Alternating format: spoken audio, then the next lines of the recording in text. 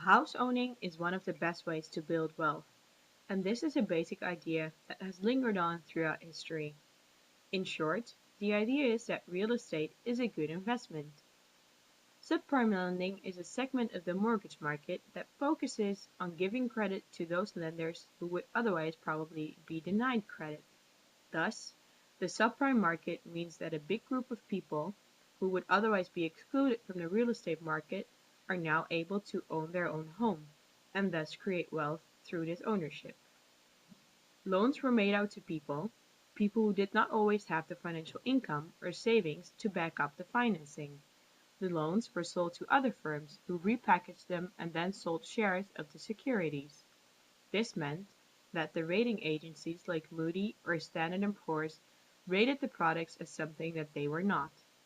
Also, in an increasingly globalized economy, this meant that individual investors on the other side of the world were taking on undervalued risks from the US when investing in these products. In 2008, the world entered into a global financial crisis, following the burst of the US real estate bubble. Singapore was one of the first East Asian countries to enter into recession following the contagion of the global economic crisis in 2008. Although not directly exposed to the subprime market from where the crisis originated, Singapore was not immune to other effects of one country after another plunged into recession. In these figures, you can see that Singapore experienced deeper economic downturn compared to other Southeast Asian countries. There are two reasons for this.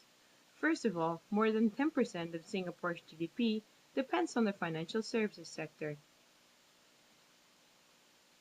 Secondly, foreign capital and foreign companies play a significant role in Singapore's financial services sector. As you can see here, in 2010, there were 120 banks active in Singapore, of which only 7 were local. Furthermore, there is a large flow of money going in and out of Singapore through the financial services sector, which you can see here. This has made Singapore vulnerable to external changes. The US and Europe are two of Singapore's key trading partners, and so economic conditions and falling demand in those markets of course directly impacted Singapore's economy. We have seen thus far that the financial sector is extremely important for the economy in Singapore.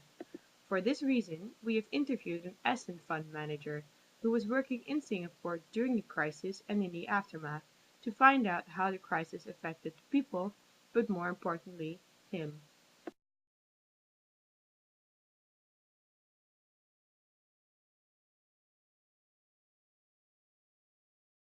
So basically I work in, you could call it a hedge fund. It's a long-term investment fund. And the asset under management, the AUM, is about 700 million US dollar. It's a long-term investment fund. It's long only, we don't short. And it's equities only, and it's global. My responsibilities are for Asian equities, so Hong Kong, Singapore, Japan, Malaysia, Thailand, Indonesia, anything, everything. I mean, initially it was our goal was just to have better access to the Asian markets and get to know the companies better. So meet with them more often. But we had a longer-term goal, which was distribution. By that I mean actually selling our fund to Asian companies. It's been a disaster. I'm laughing today. I'm laughing right now, but if I look at my portfolio today, it's pretty sad. Okay. 2011. I mean, I think that what we saw in the beginning of 2011 was the stimulus ending. A lot of these packages, especially the big package that China put out, and all the projects they had, building roads and railways and all these things, started to run out.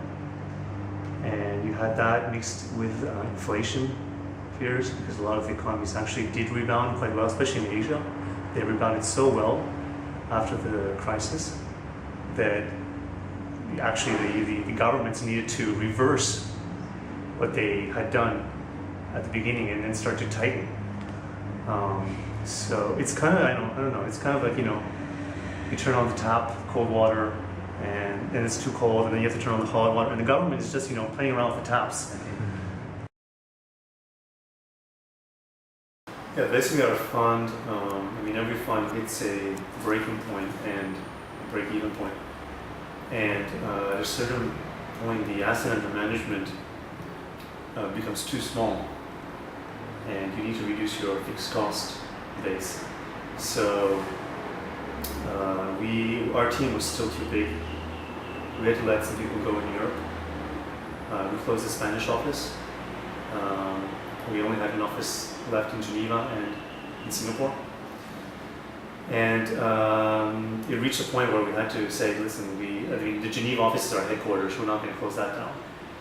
So the redemptions were so high and the market had dropped so much that we needed to close down the Singapore office as well.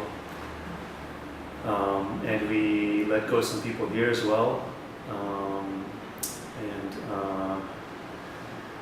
Myself and my colleague, which had originally came down here, we were asked to go back to Geneva. My colleague has returned. I'm staying here.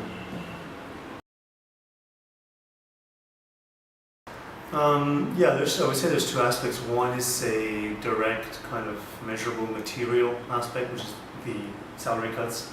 Our company instituted 25% cut in 2009. It's painful. It's not so painful when you're living in Singapore though, because tax rate is so low. Yeah. Okay. So compared to European taxes, it's still okay. You can do okay. That's kind of the more direct, measurable side. But then I would say the indirect side is the kind of like psychological impact that the market can take on you. It's really tough to work in this kind of environment. Every day you go to work and you're responsible for X amount of millions of dollars, and those companies are maybe going down 5%, 10% a day. It's not easy. This is somebody has invested that money in your company. You're responsible for that. As we can see from Jordi's case, the world economy is truly interdependent. The financial crisis initiated by the real estate bubble in the US in 2008 led to the resignation of a Canadian Spanish fund manager in Singapore, whose head office was in Switzerland. The changes in his life illustrate how the world economy can significantly affect one individual if this person is in the wrong place at the wrong time. Jordi's place in the world economy has changed drastically in 3 years' time, as he went from being a successful asset manager to a person who has no job but trains very hard to compete in a triathlon in Australia this December. You may feel compassion, or even pity, but then just remember the 1% commission.